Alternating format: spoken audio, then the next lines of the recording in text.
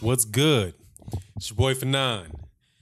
Man, I'm gonna take it down. I've been talking a lot about the heavyweights today, over the last couple days. So had me go a little bit away from the lighter weights, and there's a fight that's going on in May, and I think that this fight is the biggest. I think this is the biggest fight that's going to take place in May, and that is Vasily Lomachenko versus Jorge Linares, which is going to be Saturday, May 12th on ESPN. And the reason why I think this fight is good, because this is, and I've said this before, I've always been, in this channel, I like to cover topics. So I'll really try to cover like a fight, pretty much every aspect of a fight during its lead up and when it's over. And then I'll switch to whatever other type of fights are taking place. As the channel has grown, and I've figured out kind of what I like to do and what the subscribers to the channel like to talk about. I really like to center around the fights that are coming up. And so again, you have this fight, two fights in the month of May, where you have, well, actually three. You have not Huey Fury. Excuse me. You have Devin Haney, who's going to be coming up. I'm interested in seeing what's going on with him, so I'll start covering that a little bit earlier next week. Then, of course, Gennady Golovkin and Vanis Martirosyan, which really, it would have been nice if it would have been Canelo Alvarez and Gennady Golovkin. I was kind of looking forward to that fight, but that's not happening. But of the fights that are left in May, really two or three more fights really stand out. The Gary Russell Jr. fight with Jojo Diaz on the 19th. Also Adonis Steven and Badu Jack. But the one that's coming up next, because I don't really think very highly of this Gennady Golovkin, Vanis Martirosyan fight. I think it's a garbage fight. But it's going to be Vasily Lomachenko.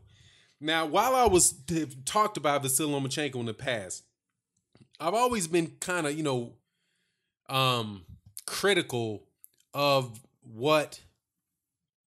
the publicity or the hype around him and the things that were said to him vis-a-vis the greatest fighters in history, and also just him being named the pound for pound guy in boxing by ESPN, Fighter of the Year in 2017.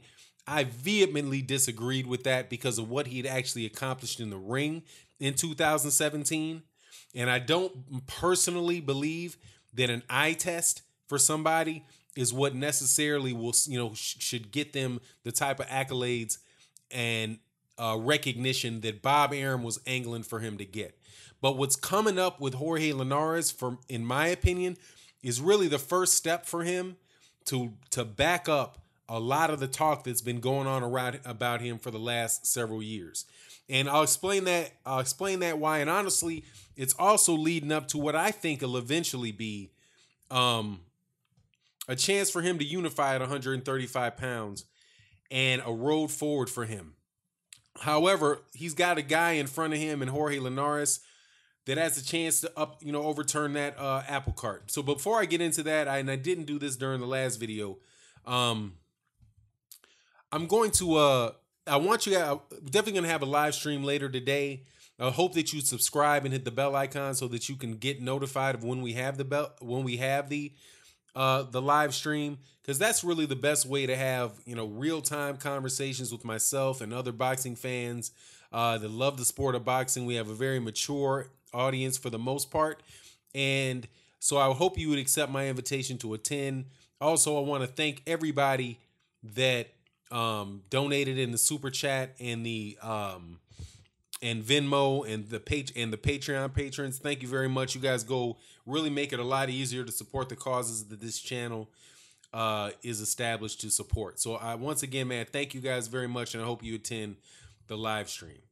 Now, there was something that was said by Jorge Linares. If for people that might not be familiar, Jorge Linares is the WBA lightweight champion.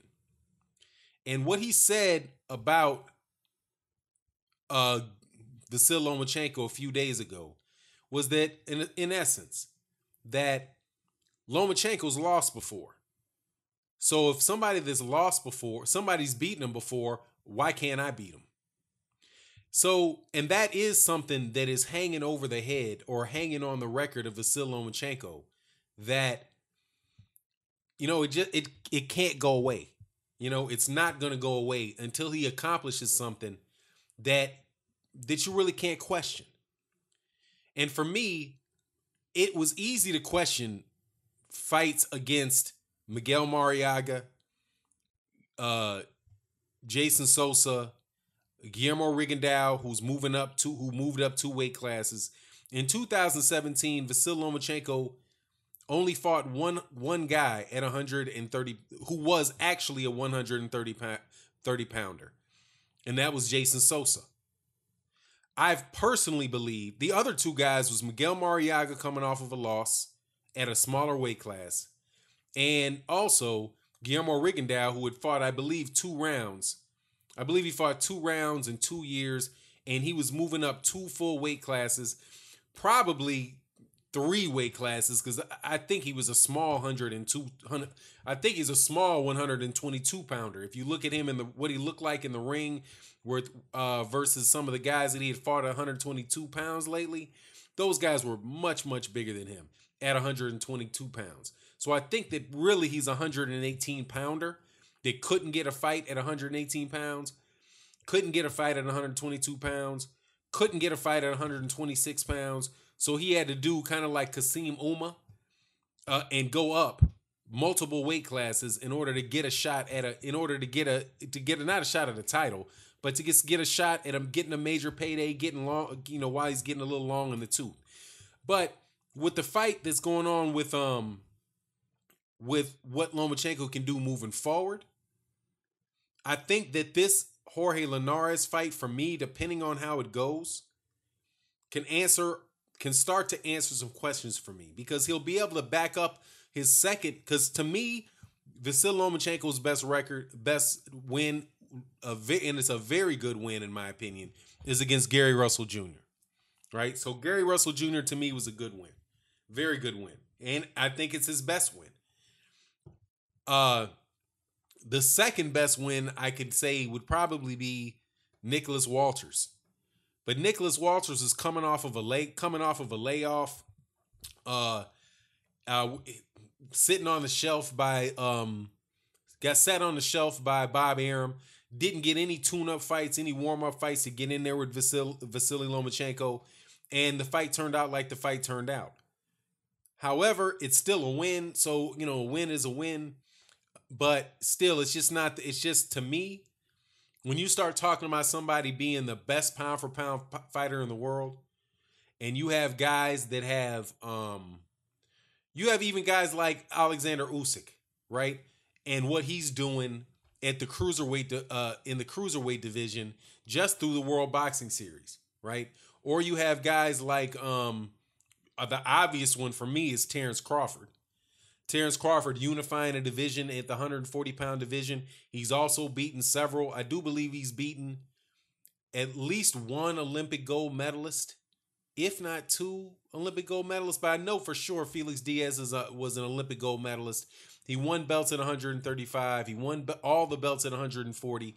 And now he's moving up in his first title fight, similar to Vasil Lomachenko, to 147 pounds to fight Jeff Horn. Which, interestingly enough, man, I'm probably gonna do a video on this later, but Terrence Crawford is gonna be wearing horsehair gloves, man, and Jeff Horn's crew is up in arms about it, and saying that the fact that he's gonna wear those horsehair gloves, he's trying to make sure that he has as much punching power as possible. But now Jeff Horn is going to be wearing the same gloves, so he's looking to. So he thinks that was a major mistake on Terrence Crawford's behalf, deciding to wear horsehair gloves. So now Jeff Horn is going to wear them as well and is practicing in them. So he'll be looking to hurt Terrence Crawford. But in the world of reality, though, I would say that Terrence Crawford is going to win that fight and hopefully lead up to a situation where Terrence Crawford can get in with either Errol Spence Jr., the winner of Danny Garcia and Sean Porter, or Keith Thurman. Or Keith Thurman actually has the WBA belt, so he can get in the mix for that WBC deal. But from what I can see, having done what he did at 140 pounds and collected all the belts at 140 pounds, that trumps what Vasyl Lomachenko has done to date as being the top fighter and the top pound for pound fighter in the world. And I do love when people call it the mythical pound for pound list, because that's essentially what it is. It's a myth. It's somebody's opinion about what they like. And so in this video, clearly I'm talking about my opinion. But if a win against Jorge Linares, in my opinion, is a better win and a better start just by beating Jorge Linares, if he's able to beat Jorge Linares in this fight, will outdo everything he did in the year 2017 for me. And for people that are out there who listen to my videos about Guillermo Rigondeaux and Vasyl Lomachenko, I was always very adamant that I believe that I wanted Guillermo Rigondeaux to get that fight. And I was going to help talk about the fight, keep the fight public, similar to the way I talked about the fight with Deontay Wilder and how I want to see Deontay Wilder get the fight with Anthony Joshua. Same way I wanted to see Guillermo Rigondeaux get a fight with Vasyl Lomachenko, because that's what Guillermo Rigondeaux was asking for.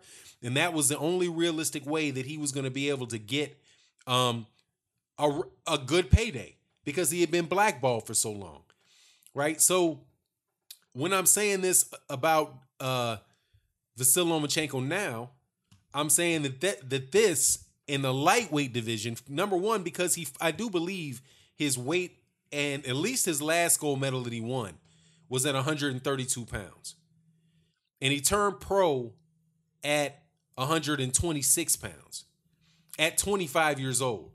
And I've seen him pretty much have a size advantage, if not a height advantage, definitely a size advantage over pretty much everybody he's fought, with the exception of the fight that he lost.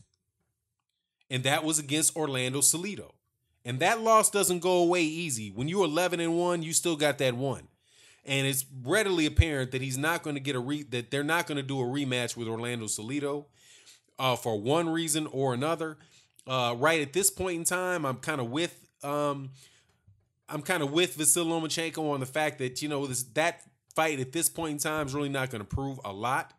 I think I would definitely give Vasyl Lomachenko the edge over that in that fight. But hey man, it is what it is. He lost it.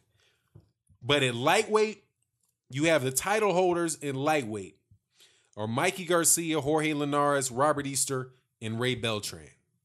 I thought that Vasyl Lomachenko was going to fight do the regular route that he had done before and fight for the WBO title. But he didn't.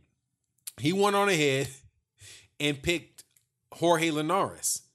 And as far as I'm concerned, I think Jorge Linares is still the third best. I think Jorge Linares is the third best lightweight champion, behind Robert Easter and Mikey Garcia. I think that the reason I believe Mikey Garcia is the best lightweight champion, I mean, that's just obvious why I believe that that's the case, because he moved up. He's undefeated. He won belts at super featherweight. He won belts. I think he might have won one at featherweight. I think super featherweight. So this is his fourth division, right? So he's won belts at featherweight, super featherweight, lightweight, and light welterweight. So, or super lightweight. So I definitely believe that he is, super lightweight, 140 pounds. So I think he's the top guy. Robert Easter he's an undefeated fighter who's fought at lightweight. He just beat he's beaten two guys who were in the top 10 of the lightweight division, right? Tough guys. Even though he might not have looked the best in those fights, he still won the fights. He's undefeated. He's an undefeated fighter. And I do believe that this next fight coming up, if it's with Mikey Garcia, will be his third I believe that'll be his third title defense, or maybe is it his fourth title defense? It's either his third or his fourth title defense. I know he beat Richard Comey, and then he fought Shafikov. Then he fought Shafikov, and he fought and he fought Javier Fortuna. But let me just make sure real quick that he doesn't have one more. This is crazy. I'm looking for Robert Easter Jr. and this is crazy. It's not coming up.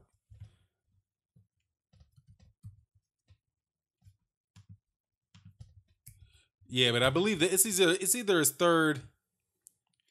It's either his third or his fourth defense. But whatever the case is, that's why I would say, in my opinion, that Robert Easter is the third best, is the second best, or the number 2 lightweight champion at the moment. Third, I would put Jorge Linares. And the reason I put Jorge Linares third is because he's been knocked out 3 times. I think a couple of those things might have been on cuts. I don't think the last several fighters that he fought were as difficult to fight as the fights that Robert Easter had. Now, Mikey Garcia, he's only fought one time at lightweight when he won the belt, which was against Zataklanin. But, still, I still got to give it to him, man. You know what I mean? I still got to give him the top guy. But now, getting on to the point, I'm sorry, but if Vasyl Lomachenko is able to beat him, then, I mean, the path is there for him. Because right now they're talking about, and by the way, this is the fourth. It will be the fourth title defense, the next fight for Robert Easter. He defended against Luis Cruz. He defended against Denis Shafikov, and he defended against Javier Fortuna. If he's able to beat Jorge Linares, then he's right in position to have a unification fight with the winner of Mikey Garcia and Robert Easter, if they make that fight. Now, the WBC is saying that they heard that fight is getting closer and getting closer to be made. I don't think that there is anything in it for Mikey Garcia at 135 pounds to take anything other than a unification fight. I'm not quite sure if he's had a unification before. And I'm running this video a little bit like a live stream while we kind of look at some things when I do it. But yeah, I don't see that he's had any unification fights to date. He's won the WBO, WBC, IBF. So yeah, to date, he's never had a unification fight. And this would be a good opportunity for him to become the IBF and the IBF and the WBC champion at lightweight. So now it's not a foregone conclusion that he's going to beat Robert Easter, though. And I do believe a lot of people are just act as if Mikey's going to walk through Robert Easter. Nobody's walked through Robert Easter. Everybody that Robert Easter has fought has been in a life and death with Robert Easter. And Robert Easter is a tall, rangy fighter. Mikey Garcia is not a southpaw like Shafikov. He's not a southpaw like Javier Fortuna. He's an orthodox fighter, and he might actually be able to use his jab better.